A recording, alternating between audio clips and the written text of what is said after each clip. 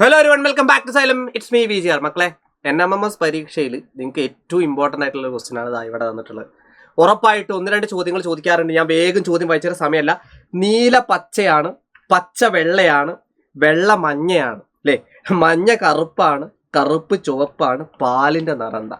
എടാ, പാലിന്റെ നിറം എന്താന്ന് ഇവര് ചോദിക്കേണ്ട കാര്യമില്ല. നിങ്ങൾക്കറിയാം വെള്ളയാണ്. പക്ഷെ ഇത് ഈ യൂണിവേഴ്സ് അല്ല, വേറെ യൂണിവേഴ്സാണ്.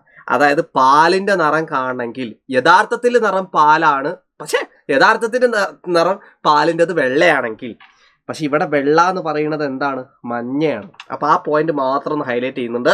വെള്ള എന്ന് പറഞ്ഞാൽ മഞ്ഞയാണ്. അപ്പം മഞ്ഞ ഈസ് ദ ആൻസർ. പാലിന്റെ നിറം മഞ്ഞ, വെള്ള മഞ്ഞ എന്ന് പറയുന്നത് അതുകൊണ്ടാട്ടോ. ഓക്കെ, ഒരേ പൊളി. അങ്ങനെയാണെങ്കിൽ ഈ ഒരൊറ്റ ചോദ്യം കമന്റ് സെക്ഷനിൽ നിങ്ങൾ എന്ത് ചെയ്യുക? ആൻസർ ആയിട്ട് ഇടുക. അതോടൊപ്പം തന്നെ ഫീഡ്ബാക്ക് കൂടെ ഇടുക. ഒരേ പൊളി. നമുക്ക് വീണ്ടും അടിപൊളിയായിട്ട് നമ്മുടെ NMMS ക്രാക്ക് ചെയ്യാം. ബൈ.